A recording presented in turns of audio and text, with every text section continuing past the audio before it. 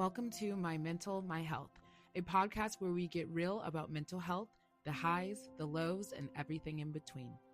I'm your host, Sade Sellers, writer, producer, and someone living openly with Bipolar 2 disorder. This space is all about honesty, healing, and holding space for the messy middle of mental wellness. Before we dive in, a few important notes. This podcast covers sensitive topics, including depression, anxiety, suicide ideation, and other mental health challenges. Listener discretion is strongly advised, and if you are in crisis or need immediate support, please reach out to a mental health professional or contact local emergency service. Also, I am not a doctor, therapist, or licensed mental health professional. Everything shared here is based on my personal experiences, reflections, and the stories of guests who generously shared their journeys. This is not medical advice, it's a conversation. With that said, let's get into today's episode of My Mental, My Health.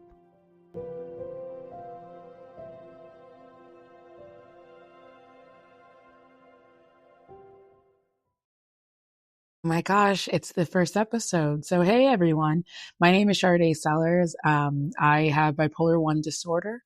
And I wanted to start this podcast, My Mental, My Health, to really, for a few reasons, help other people's in their journey. I remember when I got diagnosed, I didn't know anyone who had gone through what I was going through.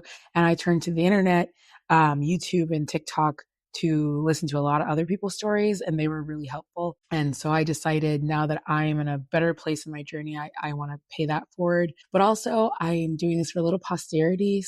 Future me can look back at this journey and go, girl, look how far you've come. Like, look where we started. And the true mission of this podcast is to have really raw, honest conversations about mental health, because during this journey, I've seen the worst in people, I've seen the worst in myself, and I've seen the best in people, and I've seen the best in myself. But there's still so much stigma and misinformation about what it is to live with a mental disorder or a mental illness. And I'm really hoping that by having these conversations, I can contribute to destigmatizing is what I meant to say. So with that said, I'm planning on inviting medical professionals, including my primary doctor, who in the story I'm about to tell you, it was a very important part of me getting diagnosed. She's agreed to come on. My aunt is a cardiologist, and while she studies the heart, it's all connected to the brain as well. Our whole body is connected to the brain, and she's set to come on. And I've met some therapists and psychiatrists who are all agreed to come on. So I'm really excited to have them on the show. But this first episode is going to be about me and my story, so you can understand. Sorry, thought I had something in my nose. Whatever. This first episode is going to be about me and my story, so you can understand where I've gone, where I've been and where I'm hoping to go. And this story I haven't told in its entirety to anyone, so I'm telling it here first. My family and friends know bits and pieces of it, and my girlfriend, but I've never sat down and told the whole story second by second. And it's because it's really hard. And as I'm about to speak, I'm tearing up already. It's really hard for me to tell the story because it was honestly the scariest moment of my life. And I had never felt such fear in my chest before. And I look back at it now and I go, how the hell did you survive that? That was so scary. But I want to share the story on the podcast to kind of kick us off, because I can't say we're going to have this raw, honest podcast if I'm not raw and honest with myself. So trigger warning before we start. The story is going to include suicide ideation, self-harm, drug use, and I'm being very cautious because I'm not even sure if I can say those words online or in the podcast. Again, raw and honest conversations. So let me tell you. So let me tell you the story about how I was institutionalized and then diagnosed with bipolar 1 disorder. It was last year, 2024. And mind you, let's go back a little bit. I had just come out as a lesbian the year before, 2023. And I was so excited to start dating. And I actually realized that I was gay, and that my asexual or whatever distaste for men didn't have anything to do with like them really, but just my sexual orientation, which is being a lesbian. I love women. So immediately after I figured that out, I mean, I came out bi first, as some of us tend to do. I came out bi first, and then, a couple of months later, it's okay, no, you're a lesbian. I started dating. And I remember the first date I went on was with a very beautiful woman. I thought she was gorgeous, and she's very tomboyish. She's a mask. And I just loved her energy. And I was so excited to talk to her. And the first date, we sat down at this diner, and I just had so much energy. And I was just talking. And I thought at the time it was because, like, I'm newly out and this is really fun. Now I can look back at it and go, oh my God, the mania. And it's not just that I was talking fast and stuff. Most of that date is a blur, number one. I do remember we went on a second date. And again, just it's hard to explain, but the way I was talking to this woman and bouncing off the walls and doing all that, it wasn't high energy. It was mania. And she blocked me. Rightfully so. She blocked me. And I was devastated. I immediately crashed out and was crying. And my best friend, I was like, she didn't like me. Again, all of these signs, mind you, I'm 33 at the time. So all of these signs that you think are just normal girl reactions. Like, oh, someone didn't like me. I'm crying. I'm devastated. Like, why am I devastated after 2 dates with a person I don't know? You look back at them now in your healthy journey, you go, wow, if I was in that person's shoes, I would have been terrified. I I would be like, that is a crazy girl. So, that was the first incident. And then started dating some more, ended up being in some sort of situationship for 3 or 4 months. And I remember it was going well ish. I truly knew that person didn't like me, right? But I was undiagnosed, and I was just like holding on to any bit of euphoria or dopamine in my brain. So a lot of that came from dating. And I should also go back a little bit here. And mind you, I have ADHD as well. So we're going to jump around a lot, but stick with me. A couple years before, I went into my doctor's office, and this doctor is going to be very important to the story. Okay. I've had a primary physician for the last 5, 6 years, and she's great, and I love her. And every time I go to her, I feel better because she gives me honest responses about things that I feel like in my head. And I went to her one day, and at this time, I weighed like, I'm not going to say the number because I don't want anyone who weighs that number to feel bad. I had gained like 50 pounds in the course of 6 years, especially after my grandma passed away. And I was unable to get out of bed, didn't want to exercise. I was down on myself, and I thought it was just the weight, right? I was like, oh, it's the weight. I gained weight. Like, no wonder all this is happening. So I went to her and I said, you know what? If I just got on Ozempic and I lost weight, I would feel better. I would get my energy back and I would get my confidence back. And I went into her office crying, begging her to prescribe me Ozempic. And she looked me up and down and she was like, baby, it's not Ozempic. You're depressed. And I got so offended. I got so mad at her. I was like, I'm not depressed. I go to work every day. I run my own company. I do this. I do that. I'm not depressed. And I was really, really upset because I was like, all I wanted from her was this medication that's going to make me feel better. And she's my doctor and she won't listen to me. I immediately went to, no one listens to Black women. And even though I've loved this doctor for years, I probably can't see her anymore. And I went out to the street where I was parked and I sat in my car and I sobbed for 20 minutes. I remember it so specifically. I didn't drive away. I sat in the car and I was uncontrollably sobbing for 20 minutes. And then something in my brain, that tiny little voice of reason that we all have, went, oh, maybe she was right. So I get out the car and I go back into the office. My face is puffy. I have tears in my eyes. The poor receptionist is like, girl, what's going on? And I was like, can I please talk to the doctor again, please? And Dr. Alina puts me back into her office and I go, I think you're right. I think I'm depressed. And she goes, yeah. And she was so sweet and gracious after I'd basically like berated her for not listening and stormed out. And she was like, so this is what we're going to do. We're going to put you on a mood stabilizer. And it ended up being Lexapro. And she's like, it's going to take a while. It's going to take weeks, maybe a month or two for you to see the results, but you're going to take this every day and we're going to monitor how you feel. And I remember leaving the office with my prescription. I called my best friends, where I texted them. I'm in a group chat with my best friends. And I said, guys, I think I'm depressed. And my doctor just put me on Lexapro. And one of them goes, oh yeah, I've been on that for a while. Girly pop, what? I was like, I've never known this. You've been my best friend since 5th grade. And I had never known you've dealt with any depression or Lexapro. And she really helped me. And she's like, this is what you need to understand. This is what you need to do. So the first thing that came to my mind is like, why don't we talk about this more? Didn't know my best friend had been on a mood stabilizer for depression. Started taking it. I started feeling better. I did. And cut back. Now we're going back to this girl I'm dating. And, it's going well. Again, I know she doesn't like me really, but I'm just like hoping if I try really hard, she will. And during the course of this time, I decide I don't need the Lexapro anymore because I'm like, I feel fine. I don't feel depressed. But what I'm not realizing is I'm in a manic state where everything's exciting and I'm dating this person and we're going on trips and we're hanging out and I'm living off the dopamine of that. And so I stopped taking my medicine.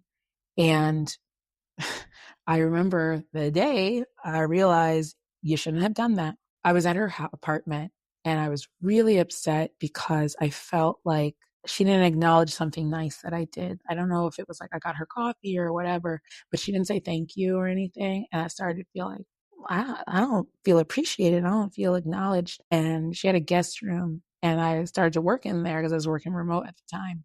And I had the music loud and I was listening to like Alanis Morissette, really like F you kind of music. And she comes in so sweetly and she's like, hey, I'm making lunch. Do you want some food? And I can see it from her point of view now. But at the time I couldn't see it. But I can just imagine her opening that door and seeing me and I'm in full tears. I am crying. And when she asked me that question, I kind of turned my head with low eyes and I just look at her, red eyes. And the look on her face was like, whoa, what's going on? Then we get in an argument and I basically go unhinged. I've never been a physically violent person, which is why I want to say is a very big stigma for people with mental illness, especially with women. I've never hit anyone. I've never thrown things. That's just not me. And a matter of fact, there are a lot of people who aren't mentally ill that do that. So just want to put that out there. But I was just so mad and I was yelling and I was like, you don't appreciate me, la, la, la. And I'm crying hysterically. And she was like, whoa, I need you to leave. It made me even more upset. But I leave and I call my sister from the car and it is late. It is dark outside and I'm screaming on the phone. I'm like, I can't talk. Sorry, my voice. I hope that wasn't painful to listen to. And my sister is like, okay, you're scaring me. So you need to get home safely. Because I was zooming down that highway, trying to get back to my house. I was dipping late. I was not being safe, right? And then for 2 weeks after that, I was just sobbing on the couch. And I remember it got to a point where one of my best friends literally took an Uber to come to my house to sit with me, but I was crying and I was just like, where did this come from? Like, we were only dating for 3 months. I barely know this person, but that mood swing had hit me. And now I understand what that is. Okay. Moving on. So I started taking my Lexapro again. And I thought, okay, that was the problem. So it's going to be fixed now. And then as I'm going on, I'm just like, I can't stop these voices in my head. And I'm hearing them and they're telling me to do these awful things. And they're telling me you don't want to be here anymore. And you're telling me that you're better off not being here. And at the time, I wasn't working as much. We just had the strikes in Hollywood, BJ and SAG-AFTRA, and I was on top of the world working. And then I started losing jobs. One, because I'll tell the story later, my mental health was affecting my work and I didn't know it. I was very confused. But number two, work was just going down and everything that I worked so hard for since I was 19 was just falling apart. And I now know when I'm not working, I get really, really depressed. But, okay, there we go. So I was in my room rocking back and forth. These voices wouldn't shut up. And it's interesting because my sister asked me at some point, what do the voices sound like? I think when you say you're hearing voices, people always assume it's like something in Latin or, like a horror movie where you're like hearing different voices. Maybe for some people, but for me, they all sound like me. They're just different versions of myself. There's a very small, reasonable voice who tries to like get everyone in line. And then there's like anxiety voice, depression voice. There is self-harm voice. And that voice was the loudest. That voice. And again, trigger warning, this is very honest conversations, but they're going to be really hard to listen to. That voice, that self-harm voice was like, oh, if you just had a weapon. This part gets really hard. This part really hard to talk about because I said, if you just had a weapon, it could be done very quickly. And that scared the crap out of me because I knew if I really did have a gun, I grew up in Michigan, grew up around guns. My mother was a gun owner, is a gun owner, grew up around guns, no big deal. And my positioning on guns is,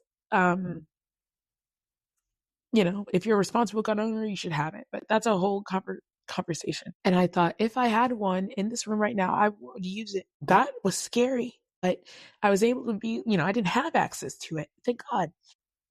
That thought was out of my head.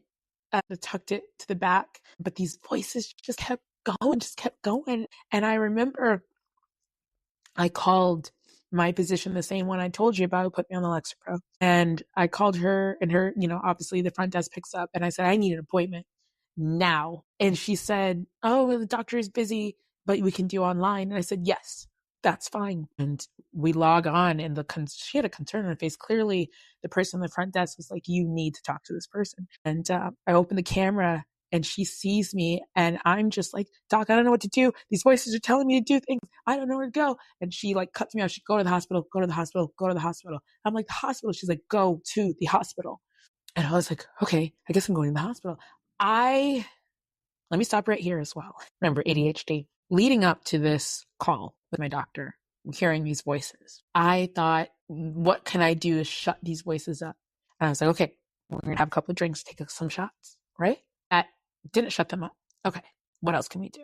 Well, you know what? I got a lot of things to do, and maybe if I just keep busy, these voices will stop. So I need Adderall. But I can't get a prescription for Adderall, but I know lots of people who have it, and they'll sell me a pill. It's raw and honest, okay? So I'm going to buy Adderall off someone. Great. Buy a couple tablets, pop those. All right. Liquor and alcohol, voices are still happening. What's going on? You know what I need? I need a gummy. I need weed. I need marijuana. That's going to balance everything out. But you know what? 5 milligrams isn't doing it. 10 milligrams isn't doing it. 20 isn't doing it. I'm going to take 100. I'm going to take 100 and Adderall and shots because I need to shut these voices up. And what happened was I went to psychosis. And if you don't know what psychosis can be triggered by marijuana, which is why it's not for everyone at all. And that's why I do still use cannabis, but I use it at a very small discretion because it can trigger psychosis. And again, on honest conversation, should I be doing that? Probably not. Are there a lot of people with bipolar that still use cannabis because it actually does help anxiety? Yes. That's at your own discretion. I am not your doctor. You need to check yourself on that. But at that point, I was in full psychosis, but just enough of that reasonable voice to call my doctor and say, I need a meeting. And she saw me and she said, go to the hospital. I said, okay, well, I'm not calling an ambulance because that's expensive. And that's America. If you're not from the United States, it's easily $5,000 or $500 or $5,000. I can't remember what it was to call an ambulance to come take you somewhere. And I was like, I'm not doing that. So I'll drive myself to the hospital. And it was only about a 10-minute drive away from me. But at this time, because my host is state, I think I'm fine. I don't see the problem. I think it's fine. I'm going to go to the hospital just for a little checkup. Maybe like they can calm me down, with maybe a morphine drip, something stupid, and I can relax. Maybe I just need sleep and I just can't get any sleep. I wasn't sleeping at that point either. But 2, 3 a.m. pacing in my house. So I get in the car, but before I go, I'm like, you know what? I'm hungry. I'm going to go to IHOP. There's an IHOP across the street-ish from me. It's like a block or two away. I pulled up to IHOP and I got me a Grand Slam breakfast. This part I laugh about because I'm like, it was kind of like my final meal and I didn't know it was my final meal. So I remember I got my pancakes, my bacon, and my hash browns extra crispy and I was like, this was delicious. Now let's go to the hospital. We a crazy person would make that decision. Get to the emergency room, and it's very calm because again, this is a very nice area of LA, and there's not a lot of people in it. It's the middle of the day, and it's like it's very easy. And I just walked up and like, hey, what did we see you for? And I was like, I'm hearing voices. But going back a little bit, as I'm driving there, I decide I should call my therapist, right? Because this is what you do in these situations. You call your therapist. I called my therapist and I said, hey, girlie, I'm on my way to the emergency room because I'm hearing voices. She freaks out. She's like, oh my God, I don't know what to do. What do you mean you don't know what to do? You're my therapist. But at this point, I'd only been seeing her for body dysmorphia issues because of the weight gain. So she had no idea about my like mental health history, just some of my like, familial history, and then obviously the weight stuff. So she's freaking out on the phone. She's like, get there. She's like, leave me on speaker so I can like help you get admitted. And that's what I did. I give the nurse the phone. I'm like, hey, my therapist on the phone. And my therapist is like, so she's exhibiting some behavior and I it just needs you to examine her and take it from here. And like, keep me updated. Um, and then I remember, emergency rooms always have a little wait, right? But when you're in a psychotic moment, you wait for nobody, especially when you're on that many drugs at the same time. And so I'm sitting there and I'm tapping my toes and I'm energetic. I'm ready to go. And I get bored. I just remember my brain saying, this is boring. This is boring. So I remember clearly a voice in my head going, well, let's just go outside. But at this time, they had brought me in a tiny little room, and some nurse was like trying to get my information, what's her name, all the standard stuff. And he's like, okay, I'll be back. And then he didn't come back. It could have been 5 minutes. It could have been 10, a half hour. I don't know. But all I know is I got bored. And I immediately just opened the door and was like, la, la, la. And I went outside and didn't go anywhere, but I was just pacing back and forth. And I could see the nurse, like the intake nurse, just going, she's supposed to be out there. What's going on? And then she like reels me back in. She's like, hey, you need to come in here. And I'm like, oh, okay. And so they put me in a hospital bed and I was like, this is new. All right. And really I'd convinced myself, I'll be here, like right here for just like a day or two, right? Like that's the hold. That's the 48-hour hold. And I'll just be here. Or maybe I'll go home at the end of the day. Able to just be like, she's fine. She'll go home. And so they admit me and they have a girl at my like window. She's watching me at the curtain, and it's a private-ish bed in the emergency room. And she gets a chair and she sits down. And I'm like, what's your name? Like, I can laugh about this part now because I'm sitting in this girl's shoes. So essentially what they were doing, if you didn't know, is like when you start talking suicide ideation and things, or they see you have like some sort of mental break, they have to have someone watch you at all times. And that was her shift. And she was a young woman, and I want to say in her 20s, and she was very sweet. And I was like, what's your name? Where are you from? And like, she was just like, why don't you relax, watch some TV, things like that. And I was like, God, I gotta pee. So I was like, can I go potty? And she's like, yes, but I have to watch you to get the door open. I was like, oh, all right. Well, I'm going to go because I don't care. And then I'm literally on my phone like, la, la, la, la. And I called my sister and we had this conversation after I left the hospital. I don't remember calling her. I don't remember what I said to her. I said something to her according to the fact that I'm in the hospital and I'm going to be okay. And these are the hard moments again. And we talked about this later, and she goes, I didn't recognize you. I didn't know who was talking to me. It didn't sound like my sister. And that's because I wasn't there. That wasn't me. I don't know who was in that bed. It wasn't me. So hours go by, and I'm just like, can I leave? Like, what is going on? And they said, no, we have to take you to a facility. This facility, I'm not staying here. Like, no. This is an emergency room. We don't have beds like that. I said, okay, I'm going to another hospital. Cool. And they keep me on the gurney and they handcuff me, which I thought was big. I'm handcuffed to the gurney and I'm just like, oh, okay, what's going on here? And they're wheeling me out and they put me in the back of my ambulance and I'm like laying there and it's nighttime, guys. At this point, I'd been there so long, it was nighttime. And I'm watching the back window and I'm seeing, the signs go by, the highway signs. And if you understand, I'm seeing the 5 south and then I'm seeing the 101 south. And I'm like, am I going to San Pedro? Like, where am I going? To put it in context, I'm in the valley. And we drove for like an hour. They taking me. And we pull up to this facility. And again, I'm handcuffed to this gurney. And I am sure I looked crazy because I'm just looking at people like, I don't know where I am. Nobody's telling me where I'm going. I'm just like, who are y'all? And I'm still in the psychosis state. So I'm like, not trusting anyone. And they're like, so this is kind of like a halfway house or a halfway facility. This is where we take people before we send them to the psychiatric unit because there's not enough beds. We have to find a bed for you. So this is like your in-between place. And at this time, they take my phone, my purse, my shoes. I had already changed my clothes at the emergency room because I had a gown on. They took everything from me. And I said, well, why are you taking my phone? They said, there's no phones allowed, can trigger some of your mental health. And I was like, I got to call people. I was like, no, sorry. So when you walk into this building, it's essentially just a giant living room, cold, hard floors. In the center is like a circle desk where the like nurses sit. And it's just open floor, men and women. To the right of the room, that's for the men. And it's cots. Okay. They're slightly off the ground, but they're not beds. They're cots, twin size cots. The men are to the right and the women to the left. There's only a couple of women. Me and one other girl. That's it at this facility. And then the rest is men. I said, I got to sleep here in the open with crazy men next to me.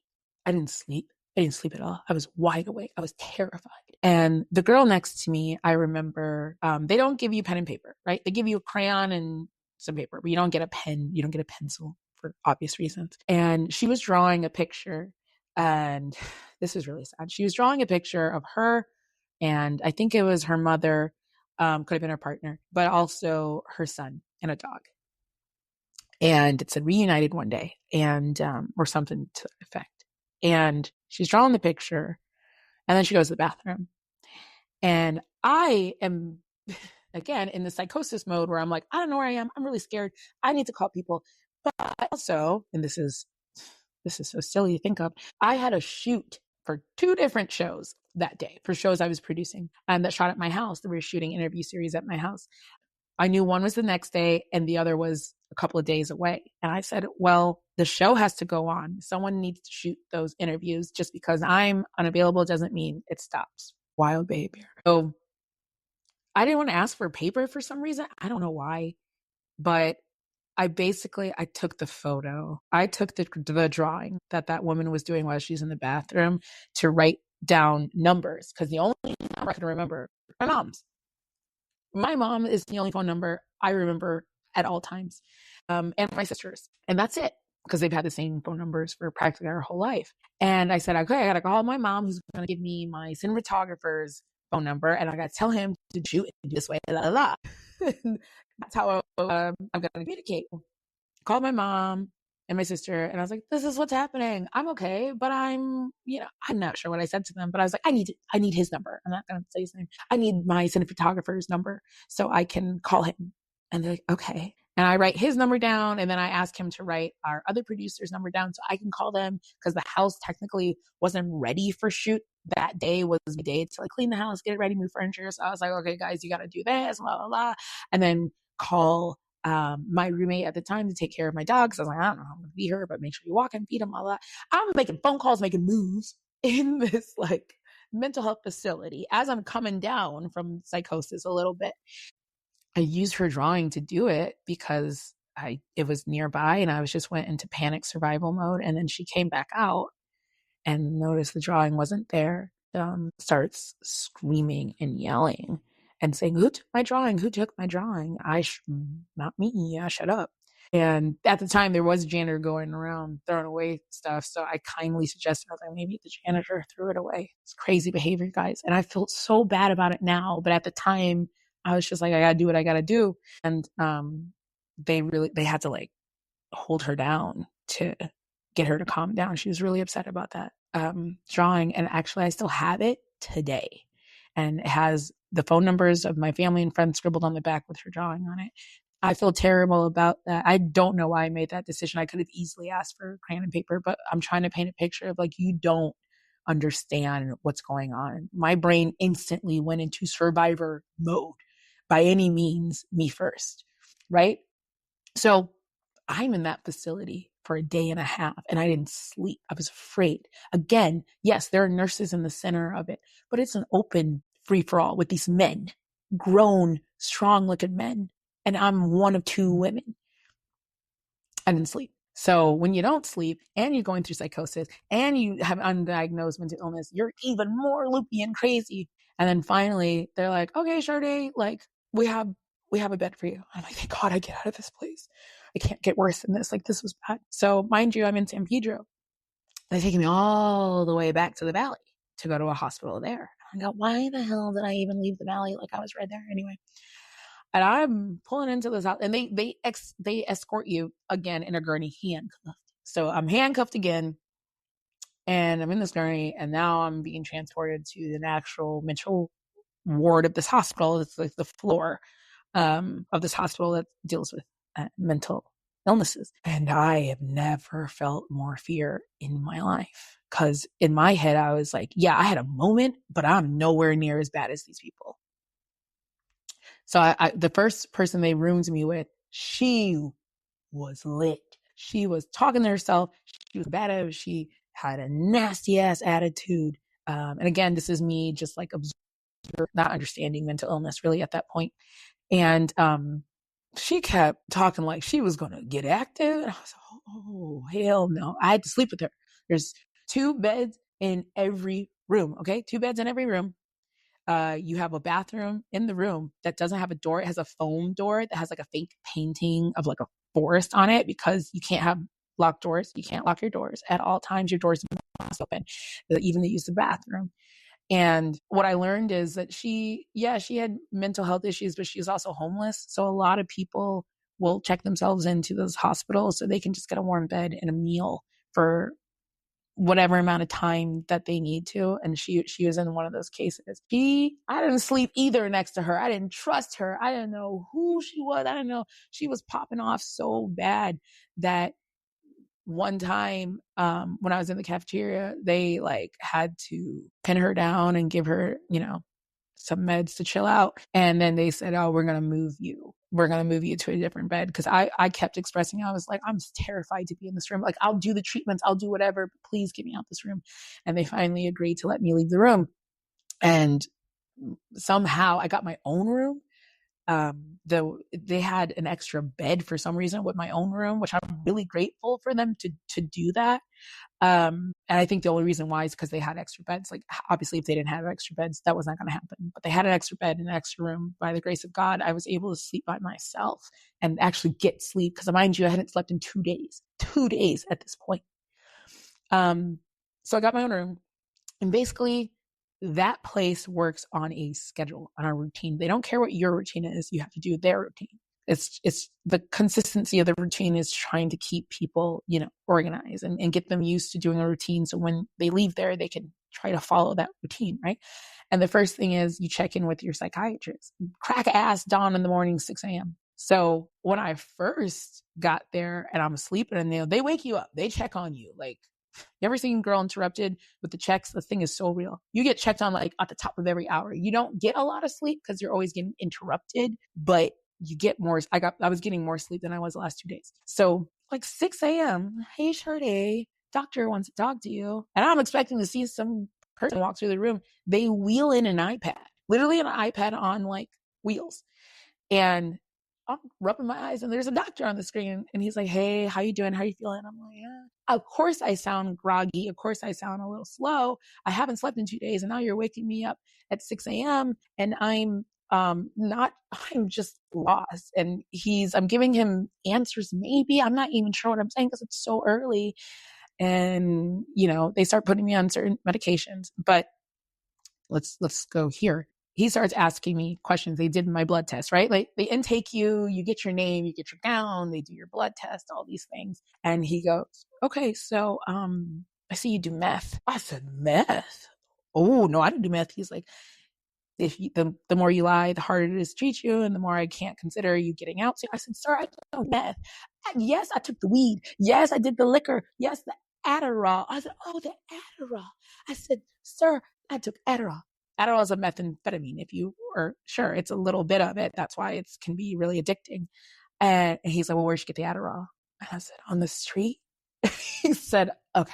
So I think he finally believed me that I didn't do math because I was like, I don't do math. I don't do that. So they started transitioning me on different medicines. I telling them I was taking Lexapro before. They tried that again. La la la. And I just remember going, I need to get out of here. And the only way I'm going to get out of here is to pretend like I'm okay, which I've been doing my whole life now that I think back at it. Put that mask on, girl, smile, do their activities, do exactly what they say. And that was a little tip from a nurse too, because I was saying I don't want breakfast. Like every morning I was like, I don't want breakfast. I don't want breakfast. And she was like, if they see you eating, if they see you participating, you do get out of here faster. And as soon as she said that, I said, say less. So started going to breakfast. It was like the most wild high school cafeteria that you could ever imagine. Everyone who had been there a while kind of knew everyone, right? So you're coming in as the new girl. I'm wide eyed and I'm terrified. And I know people can smell blood. I just know it. And I'm walking around and I'm looking at the makeup of the room. There are men there. Again, this is a multi-gender floor. The men on the left side or the left hall, the women on the right side, but it's multi-gendered. And I see black people. I see the most black people. That floor had me as one of 3 black women, and then there were 2 other black men, and that was the most demographic out of everyone on that ward. The rest were white, and I think there was like an Asian girl. And I naturally gravitated towards them, and they welcomed me very sweetly, open arms. And they sat me down and they started making jokes and like catching me up on stuff. And I'm just sitting there like, okay, maybe this won't be so bad. And then I think I said something, I was just asking questions and one of them snapped at me. And I was like, oh, I'm not safe, not safe. I immediately got too comfortable. So I said, okay, stay on your P's and Q's, keep your head down and quiet. Don't say shit unless you're asked a question, and then try to think of the best answer for that question because you have to survive. So I started sitting with them during all the meals, listening to the things they would say, how they would behave. And I started masking that. And I was okay, like that's kind of cool. When it came to showers, obviously someone always has to watch you in the shower. They gave you shower shoes, but honestly, it was one shower for the whole floor. So it was not sanitary. Oh, that's right. They didn't give me showers. I made my own showers. I basically took socks that they would give us because I could request new socks, grippy socks, and I put them on the bottom of the shower and I would stand on top of those. And that was my shower shoes because I have such a thing about germs in showers, especially bathrooms, that I was like, you could see clumps of hair. I was like, I can't. So I made my own shower shoes, but I made sure I took a shower once a day. Because again, if you eat and you take a shower, if they see you slowly trying to take care of yourself, it goes into your records. And they say you're ready to go. So 3 days go by and I'm like, the nurses are like, okay, the doctor's going to come talk to you to see about discharge. I'm like, oh my God, thank you. And because remember at this time, not only am I eating, I'm showering, I'm going to the activities. They had a movie night where we watched The Color Purple, which I thought this is probably not the best place to watch The Color Purple. Very traumatic movie, but we're watching it. And I'd never seen it before, Steven Spielberg version. So I was like, this is enjoyable. We had arts and crafts time where, we would do drawings and stuff. And I do remember there was a menu of activities on the wall, like per hour per day. And I was like, okay, like there's knitting and stuff. I'll do, not knitting, but there were other activities. And then one of the patients was like, they don't do that shit. They don't do that shit. Like, nah. But we did have arts and craft time. So I'm doing all of that so I can get out and I can go home. And I'm being polite. I'm saying hello to the nurses every day. Hello, how are you? Like, ha, ha, ha. Just trying to convince them I don't deserve to be there. I had a moment, but I didn't deserve to be there. And I remember specifically, I said this to, there was one black nurse on the floor and I'm spilling my guts to her. And I was like, it was just a moment. I don't deserve to be here. And she goes, honey, yeah, you do. She's like, I've been watching you. I looked at your chart. It wasn't just a moment. Like she really broke it down for me. She held my hand. She's a Caribbean lady. And she was like such an angel. She was just like, this is just a moment in time, but this is important for you to be here. And I think because she'd seen so many Black people go in and out of that facility that she was very much like, don't ignore this. If you're here, you need to be here. So she was like, okay, the doctor wants to talk to you about discharge. I'm waiting. I'm like, oh my God, this is it. I get to go home. They wheel him in and he goes, we think we need to keep you to the end of the week. We think you need more observation. And I immediately go, no, no, no, no, no, no, no, I don't. I did everything right. I did everything you all told me to do. I'm not staying. And then this is what I did wrong. Because a nurse did tell me, a nurse told me, don't tweak out, don't react, because if they see you do stuff like that, it's just going to add more days. I immediately was like, oh, it's because I have insurance. Because I did. I have Blue Cross Blue Shield, and I gave them my insurance information when I was, in intake. So my brain immediately went, it's because I have insurance. You're trying to keep me here to squeeze my insurance money. He said I was paranoid. He said I'm displaying paranoia, paranoid thoughts or whatever. And I was like, I shouldn't have said that out loud. It did not help my case, even though I still believe it's true. I still believe it's true, but I shouldn't have said it out loud. So they're like, you're going to keep you to Friday. Mind you, I went into the emergency room on a Monday. We keep you to Friday. And I said, oh my God, I don't think I can survive 2 more days. I don't think I can do it. But I really just went minute by minute, hour by hour. It's like, okay, if you did 3 days, you can do 2. You can do this. So end of the week comes and they're like, a doctor needs to talk to you again. And I'm like, God, I can't do it anymore. And he's like, okay, we're going to discharge you. I said, oh my God. But discharge takes so long. They tell you in the morning, like 6 a.m. again, he's wheeling in. They're going to discharge you. But discharge, they go in waves. Whoever's the least problematic, even if you're not ready or fine, if you're the least problematic patient, you're going out first because they need those beds. So I remember it was me and another white guy. He was really, really cool. And I don't remember his name. He had suicide ideation and was dealing with stuff, but he was like me, just very calm and polite, and I think a really high masker. And he was the first to go. And what they do is they order you like an Uber or a Lyft to get you home. For me, I had to get the Lyft back to the hospital because I drove there. So that was my thing. And he leaves, and then like a couple hours later, it's my turn. I'm like, I'm so excited. So now I'm getting my regular clothes back. I had a sweater and my jeans. And then I came in with, remember, they took my purse and my phone, right? So no contact. They had one phone in the hallway. You could make a call out, but you couldn't get calls in. So if I wanted to update my mom and sister, I would have to make sure to call her. And it was recorded. And obviously, if you did something wrong or whatever, you lost those privileges. And it was just a payphone in the middle of the hallway, and that's all you got. And on an additional note, if you wanted to get some air, there was a room at the end of the hallway you could walk to, and it had bars in the window, but it would give you air. And you could I just remember looking outside at regular people living their regular lives, walking on the sidewalk, and I'm stuck in this like prison. But anyway, they come to get me my stuff, and I get my purse. It has my wallet. It doesn't have. No, I get my wallet. Purse is gone. And I loved that purse. It wasn't expensive or anything. It was a little croissant purse from Amazon, but I love that purse. Purse gone. Uggs. I came in with Uggs, and I was ready to flip the fuck out. I said, where's my shoes? Where's my purse? And the nurse, the same black nurse, pulled me aside and she said, honey, don't do it. This is how they get people to stay as well. If you freak out, if they feel like you shouldn't be released, they're going to keep you. And as soon as she said that, yes, I was pissed, but I still had the most important things, my wallet, my money and stuff, and credit cards are in there, and my car keys. I didn't have no shoes though. So I was like, I got shoes. Can y'all spare me a pair of shoes? And they said, normally we don't do that because then everyone's going to ask for shoes. And I was like, well, they wouldn't have to if you wouldn't steal their shoes, whatever. But they gave me like a size 10 men's shoes. That's the only shoes they had left. So I'm waddling out there.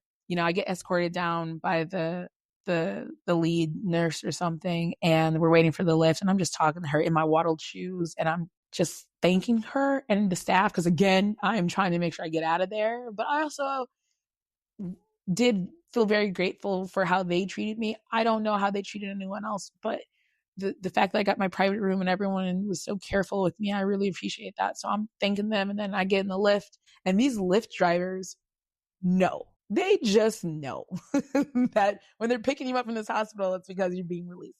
Now, a lot of times, if you don't have anywhere to go, you're just set back on the street. And if you didn't come in with anything, you walk out with your nightgown and a bag of stuff. And, if you have stuff, and most of you are just released back on the street if you have nowhere to go. Because I had health insurance and I had somewhere to go and I had a doctor's waiting for me, I was able to go home with ease, which I want to specify very clearly. That is a privilege. That is a privilege of access that many people do not have. And I acknowledge that. I also had a support system, my family, who I could go home to. A lot of people don't have that, right? So I get back to my car at the hospital. I drive home. The shoot is still going, by the way. Remember, we're shooting. And I walk up and I'm smiling and I'm like, I just got back out of the loony bin. And we just make a joke of it. And the shoot ends and we get that done. And I just get upstairs and I go, what the fuck happened? I was gone for a week. I was literally removed from society for a week and placed in like this different world where I didn't know anything else except for this hallway for a week in time.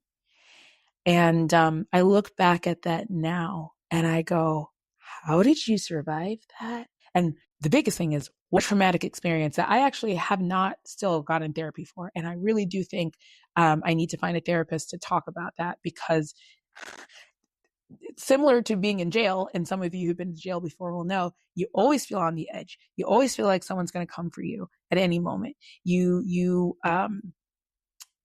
Also, when I got out and I'm in my home, I'm hearing things. I'm like waking up every so often on the hour because I'm assuming they're checking me out. The paranoia leaves with you, right? So I still need to get treatment for that, and I will work on that. But yeah, looking back at it now, that nurse was so right. I not deserve, but I had to be there. I had to go through that. So I had a follow-up appointment with my physician, and she said, so what happened was I put you on Lexapro thinking you just had depression, right? Because we didn't know bipolar. I didn't tell her about all the other stuff.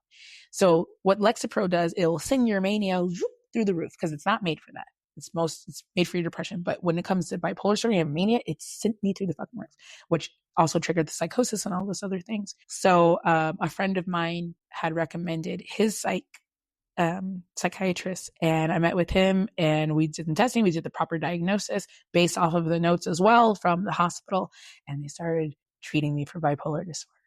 And he put me on Lamictal, and I will talk about Lamictal or lamotrigine, as some people know it, on a different episode of the podcast. But just know I immediately started that, and it was a very different change than when I was on Lexapro.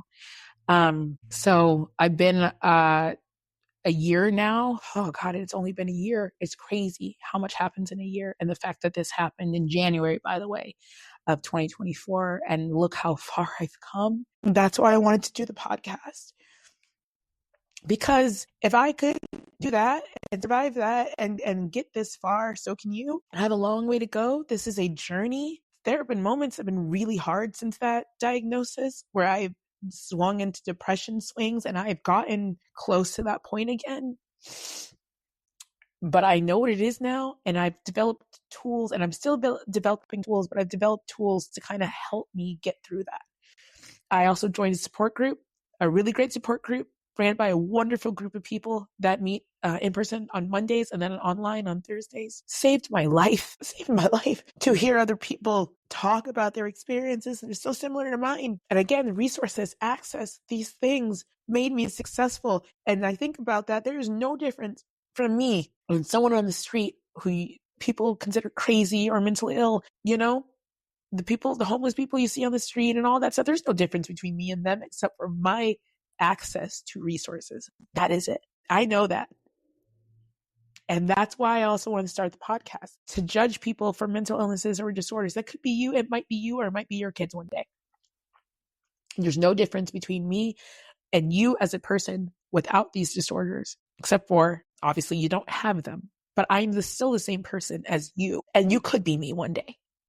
Very easily. Whether it's because you go through a CTE injury, or it gets triggered late in life, which a lot of people do, or it's hereditary in your family and you didn't know it, or your spouse has it, or your child has it.